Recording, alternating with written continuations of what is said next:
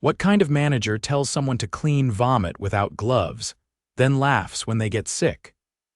That was the sentence that stuck in Mitchell Darnell's head as he sat in his office, staring at the dim glow of the security camera feeds from his stores. Mitchell had bought the small chain of 24-hour diners 7 years ago. There were only 7 locations, all in lower-income areas, and he'd grown the business slowly, focusing on affordable meals and second-chance hiring. He didn't come from money. He'd been a dishwasher at 19. This company was his pride, but lately, something felt off. Customer complaints were going up, especially at the Eastgate location. Food coming out cold at 3 a.m., staff looking overwhelmed, and one review that read, "I've never seen someone cry while sweeping a floor before." Mitchell's district manager, Sam, gave the usual explanation. "It's just the graveyard shift, man. You know how hard it is to keep folks for that. People call out, others have to cover. It's a grind." But Mitchell wasn't convinced. He hadn't worked a night shift in years. He didn't know what it looked like anymore. And as the owner, that bothered him more than he wanted to admit, so he made a plan. He chose Eastgate Diner, the one where the weirdest complaints were coming from. He'd never been there in person. The overnight manager, a guy named Travis, had been hired after the company changed hands, and Mitchell had never met him. Most of the lower-level staff had turned over since then. Perfect, he worked with a makeup artist who did film work in Atlanta. They gave him a cheap-looking tattoo sleeve, a buzz-cut wig, and a fake tooth gap. His name for the night, Mike. A new hire being trained on overnight duties. He'd be starting at midnight. Mitchell parked in the back lot at 11:45 p.m. The place looked tired. One flickering light near the back door, a cracked window taped up from the inside, and trash blown up near the dumpster. He walked in through the employee entrance, clocked in at the dusty tablet on the wall, and waited by the prep station. At 12:01 a.m., a short, wiry man in a wrinkled red polo marched in from the front. "You the new guy," he said without looking up from his phone. "Yeah, Mike? I'm Travis." "Don't slow me down and we'll be fine. You got food handlers yet?" Doesn't matter, we'll print you one later, let's roll." Travis didn't explain anything. He barked orders, scrubbed the fryer walls, clean under the booths, refill ketchup, fast, no breaks, no standing around. By 1:30 a.m., Mitchell was dripping sweat, bent over a mop bucket that smelled like old grease. He hadn't seen a single employee drink water or sit down. There were only 3 of them, a quiet young woman running the register, and a cook named Devin who looked like he hadn't slept in a week. At 2:10 a.m., a man came in with a toddler in his arms. The kid was half asleep, and the dad looked like he just got off a night shift himself. Mitchell was wiping tables when the little boy suddenly threw up all over the floor near the entrance. The restaurant went silent for a second. Travis stormed out from the back. "God again. This is the 3rd damn time this month." The father looked embarrassed. "I'm really sorry, he's been sick. I can help clean." "Nope," Travis said, waving him off. "Just get out before someone else loses their stomach." The man hesitated, then left, carrying the kid out with one arm. Travis turned to Mitchell. "You mop it now." "Sure," Mitchell said. "Where are the gloves?" Travis chuckled. "We ran out. You got hands, don't you?" Mitchell froze. "You want me to clean vomit without gloves? Unless you're too soft for this job, yeah, this is how we do it. Welcome to overnight." Devin glanced over from the grill. "Hey, maybe we got some in the office." "I said we're out," Travis snapped. "No one's going hunting for gloves." "Clock's ticking." Mitchell stared at the mess on the tile. His stomach churned, but not from the smell. He grabbed a trash bag, wrapped it around one hand, and cleaned it up in silence. By 3:45 a.m., the place was dead. Travis sat in the office watching videos on his phone. The young cashier, Willow, leaned against the counter, blinking fast to stay awake. Mitchell walked over to her. "Hey," he said quietly. "You okay?" She nodded, but her voice cracked. "I work doubles twice a week. He schedules me straight through sometimes. If I say anything, he cuts my weekend hours." Mitchell's jaw tightened. "Does anybody know?" She shrugged. "I tried telling the district guy once. He just said Travis keeps the place running." Mitchell didn't reply, he just looked at the clock. Less than 4 hours in, and he'd already seen enough to know something was wrong. Really wrong. But he wasn't done yet. By the time the sun began brushing the horizon with a dull gray hue, Mitchell had seen more than he expected and less of what he hoped. He clocked out just before 6 a.m., slipping out the back without a goodbye. Travis had vanished into the office again, leaving Willow to lock up while Devin scraped burnt bits off the grill with a hollow stare. Mitchell didn't go home. He sat in his car for 10 minutes, then drove to a nearby gas station, changed out of his disguise in a bathroom stall, and headed straight to the Eastgate location's supply closet. It was exactly as he feared: half-empty boxes, broken shelving, and a clipboard with outdated inventory logs. There hadn't been a glove order in over 3 weeks. He spent the rest of the day reviewing payroll and scheduling data from his office downtown. The overnight staff at Eastgate had been logging over 50 hours a week, often with little to no rest between shifts. Travis had authorized them all, and Sam had approved them without question, by 9:45 p.m. Mitchell was back in disguise and standing behind the Eastgate dumpster, waiting for his second shift. Travis didn't greet him this time. He tossed a stained apron toward him and muttered something about dish duty before disappearing into the back again. "Hey," Devin said, adjusting his hairnet as he walked in. "You came back," Mitchell nodded. "Just trying to learn the ropes." Devin leaned against the prep table. "You'll figure it out fast, just don't ask for anything, he doesn't like that." "Who?" Devin gave a dry laugh. "Take a guess." Mitchell grabbed a tray of dishes and started washing. The sink water was lukewarm, the detergent almost gone. He watched as Devin shuffled between the fryer and the flat top, cooking for the 3 customers who had wandered in during the first hour. At midnight, Willow came in wearing the same uniform as the night before, her hair tied back in a low bun. Travis stepped out of the office long enough to hand her a broom and point at the booths. "Start there. Floor's sticky." She nodded and got to work without a word. Mitchell followed her with a bucket, trying to keep up. An hour later, a group of teenagers came in, laughing too loudly and tossing a coin back and forth between them. They ordered fries and milkshakes, took over 2 booths, and started blasting music from one of their phones. Willow approached their table. "Hey, can you turn that down a little?" "We've got other customers." One of the boys looked up with a smirk. "You worried we're scaring the grown-ups away?" "No," she said, still calm. "It's just kind of loud." Another boy tossed a napkin at her feet. "Then clean that up while you're at it." Before Willow could respond, Travis stormed up. "What's the problem?" "They're just being loud," Travis cut her off. "They're paying customers. You don't like it, go clock out." Willow blinked. "I wasn't, then get back to cleaning." "Don't start drama with kids."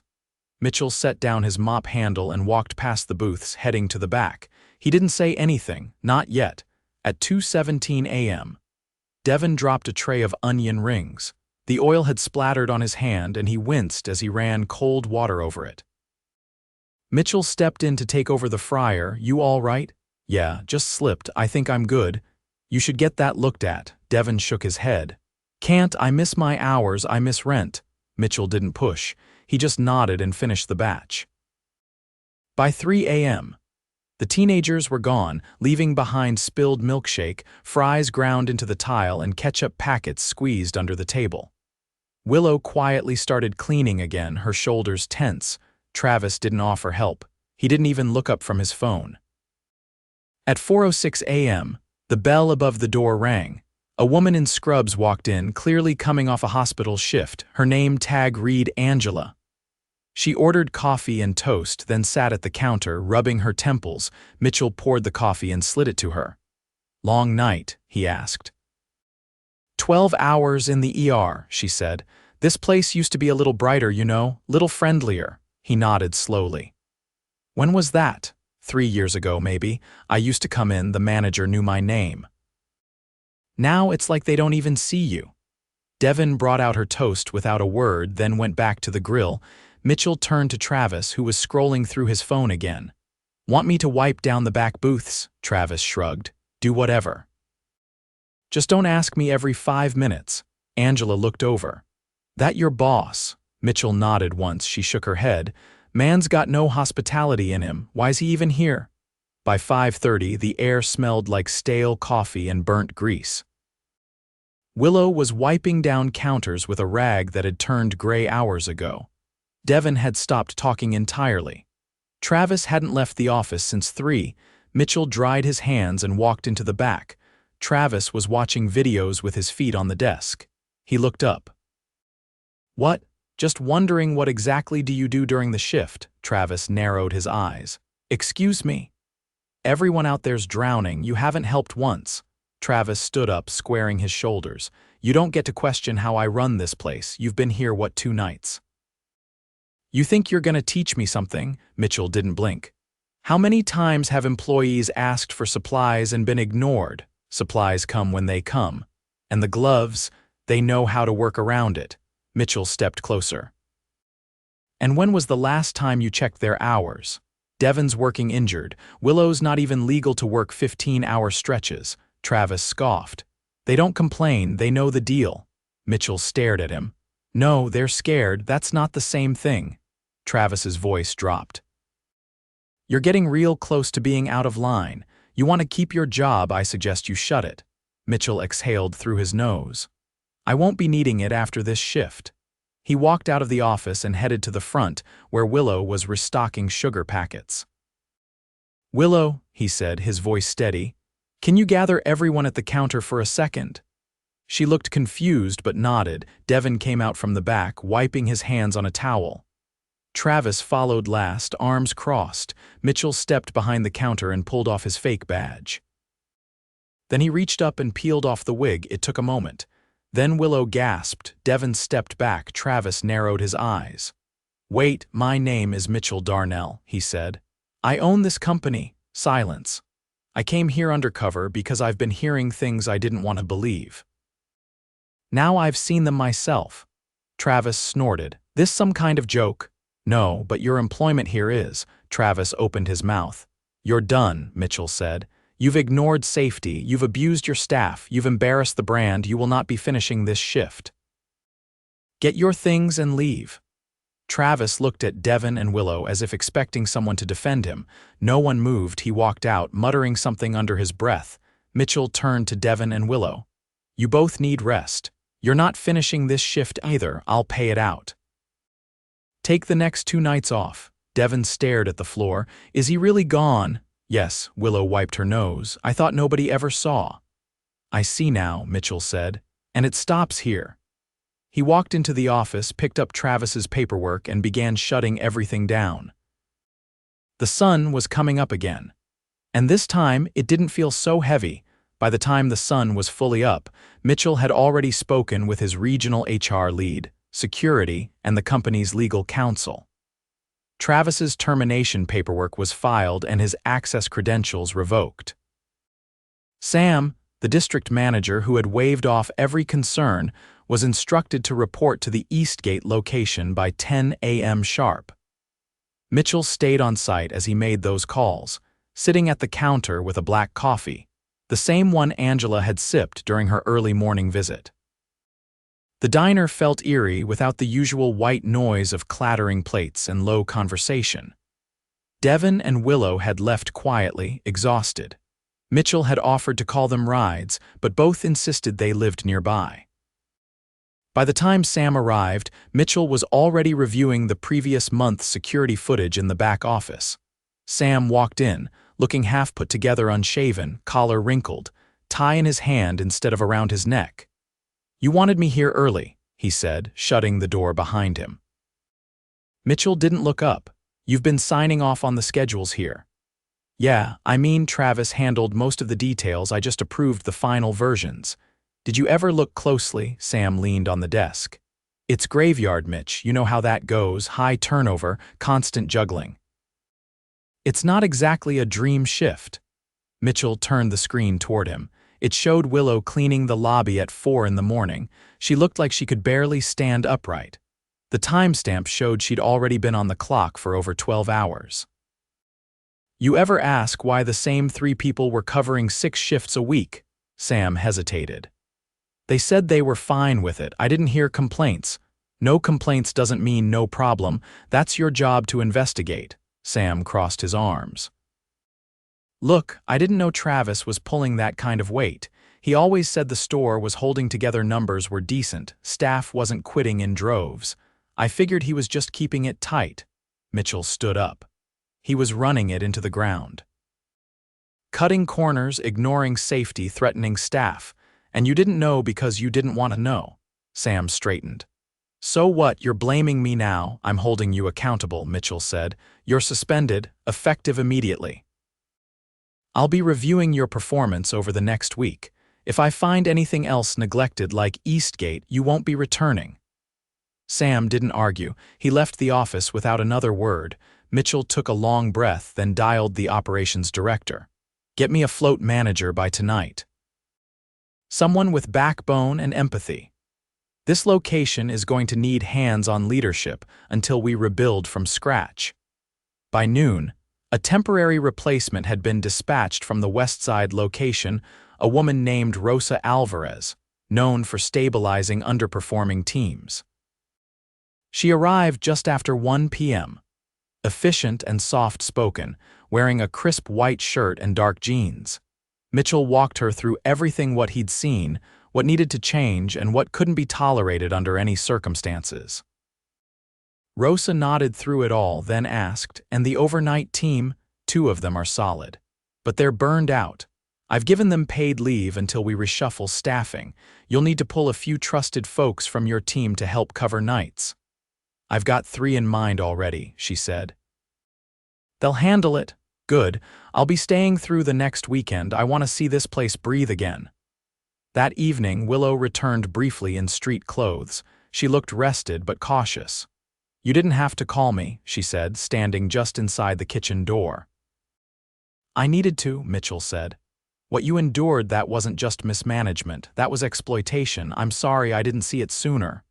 She looked down, then up again. You gonna make it better? For real? Yes. Starting with this, you're being transferred to a daytime shift, same pay. Rosa's taking over here and she wants to meet you in person when you're ready. And Devin, he's already been offered the same. He'll have paid recovery time. We're covering his medical costs for the burn. He'll have a spot waiting when he's ready. Willow nodded slowly. Okay, that's more than I thought would happen. Mitchell looked at her. Can I ask you something? Sure. Why did you stay? She shrugged once. I needed the money, figured it'd be worse somewhere else, and Devin had it worse. I didn't want to leave him alone here. Mitchell stared at her, the weight of it all settling deeper. You shouldn't have had to choose between income and dignity. He handed her a card. That's my direct number. No middleman anymore. If anything doesn't feel right, you call me. She took it quietly, then slipped it into her pocket. Thanks. I'll think about the day shift. After she left, Mitchell walked the floor with Rosa. They took stock of broken equipment, outdated signage, and frayed uniforms. She made a list not just of what to fix, but who to train, who to recognize, and how to reintroduce structure without losing heart. That night, the temporary crew arrived. 3 staff from Rosa's team: Lewis, a line cook with a calm presence; Kenya, a server who knew how to read a room instantly; and Marlon, a utility player who could jump between tasks without complaint. Mitchell observed from the side as they started their shift. It was a different energy already. Kenya greeted customers like she'd known them for years. Lewis gave Willow a relieved nod when she stopped in to return her uniform and thank the team. Marlon noticed the mop bucket was cracked and replaced it without being asked. Mitchell stayed until nearly sunrise, drinking black coffee at the same counter stool. Angela came in again, this time smiling when she saw the new faces. What happened here? She asked. Mitchell gestured around. New chapter. She looked at him for a beat. You're the owner, aren't you? He didn't deny it. She nodded once. Good. This place deserves better. So do they. As she stirred her coffee, Mitchell silently promised himself no more distance, no more relying on filtered reports. He'd built this company from sweat and second chances. He wasn't going to let detachment rot it from the inside. At 6 a.m., he walked through the diner one last time before leaving. The floor was clean. The staff was alert. No one looked afraid. It wasn't fixed yet, but it was healing. By the end of the week, the Eastgate location was holding steady, but not yet stable. The overnight crew was still running lean, and despite the calming presence of the temporary staff Rosa brought in, Mitchell knew that long-term change couldn't just rely on goodwill. It needed structure. It needed accountability. He returned Saturday night, not undercover this time. No disguise. Just himself, walking through the front door at 12:09 a.m. in jeans and a black polo with the company logo, one only the regional team typically wore. The few regulars glanced up, recognizing him now from news coverage of small business turnarounds and the framed photo near the register. Kenya waved him over. "Didn't expect you back this soon," she said, handing off a plate of eggs to a passing server. "Didn't expect to want to," Mitchell replied. "Shift running smooth?" Kenya nodded, then lowered her voice slightly. "Mostly. One thing I wanted to flag. New hire from another location, a dishwasher named Alvin, transferred in Thursday night. He's got speed but not much respect. Keeps brushing off cleanup tasks and talks down to Marlon when no one's watching." Mitchell raised an eyebrow. "Anyone confronted him yet?" Marlon asked him to wipe the prep line properly. Alvin told him he wasn't born to scrub like that. Mitchell's expression didn't change. "Where is he now?" "In the back. Third sink." Mitchell walked toward the dish area where Alvin stood stacking trays with practiced hands. He was tall, mid-30s, sleeves rolled up to his elbows and earbuds in despite the no headphones on duty policy clearly posted next to the clock and tablet. Mitchell tapped the wall near him. Alvin glanced over, removed one earbud without pausing his rinse. "You Alvin?" "Yeah, you're the owner, right?" "I am." "Cool. Everything good?" "I heard there's an issue with how you're speaking to staff." Alvin flicked water off his gloves, then shrugged. "I just work fast. Some people take it personal when you tell them to move quicker." "I'm not talking about speed. I'm talking about telling another employee you're not born to scrub like that." Alvin chuckled once, dismissive. "Just messing around." He took it the wrong way. "Let me be absolutely clear," Mitchell said, voice low but firm. "You don't belittle anyone in this kitchen. You do your job with respect or you don't work here. Understood?" Alvin leaned back slightly, eyes narrowing. "You serious right now?" "I'm serious every shift." "Clock out. You're done." Alvin opened his mouth, then closed it. He yanked off his gloves and walked out without another word. Marlon, who had just walked in carrying an empty bin, paused at the door. Mitchell turned. "Should have brought that to me earlier. I didn't want to make waves. You're part of this team. If something's off, it's your responsibility to speak up." "Understood," Marlon nodded slowly. "Yes, sir. Good. Keep going. You're doing solid work." Mitchell returned to the front, where Rosa was reviewing the new shift guide. She'd implemented colored tabs for every task, and a dry erase checklist mounted near the freezer for staff to sign off. "We're still short on graveyard cooks," she said without looking up. 3 applications this week. None panned out. I'll float a bonus for anyone on Rosa's team who picks up overnights until we land more hires," Mitchell said. "But I want those bonus hours audited, no inflated logs. Already flagged that with payroll. We're tracking hours more tightly now. Good. Also, Alvin's out. I won't tolerate classist garbage." Rosa simply nodded. "Kenya mentioned him yesterday. I was watching closely. Keep doing that." At 2:40 a.m., Devin came through the front door in plain clothes. His left hand was still bandaged, but he looked rested, clearer in the eyes. He gave a small nod toward the register, then sat at the counter. Rosa approached him first. "You're not cleared for kitchen yet. You sure you should be here?" "Just wanted to see it for myself," he said. "Place feels different." Mitchell sat down beside him. "You helped hold it together longer than anyone had the right to ask. You'll come back when you're ready and only then." Devin looked down at the counter, then back up. "I didn't think you'd actually show up again." "Most owners wouldn't." I didn't build this company to ignore it once it made money. If I do that, it's not mine anymore. Devon gave a slow nod. I appreciate that. Mitchell stood and walked toward the back, where Kenya was prepping the next round of orders. He waited for her to finish plating before speaking. You've got command. The way you stabilize the room, that's leadership. She raised an eyebrow.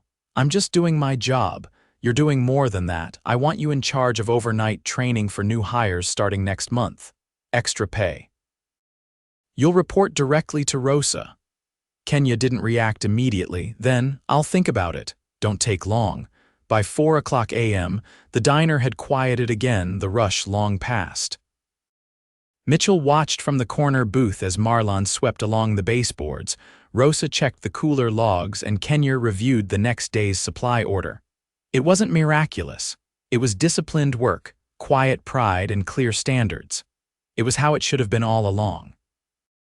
Before leaving, Mitchell pulled out his phone and opened his notes app. He typed a few lines, then stared at them. As he stepped out into the early morning air, a delivery truck pulled in, headlights cutting across the parking lot. The driver gave a wave. Mitchell waved back, then got into his car. The diner behind him was still small, still imperfect, but no longer invisible. And that made all the difference.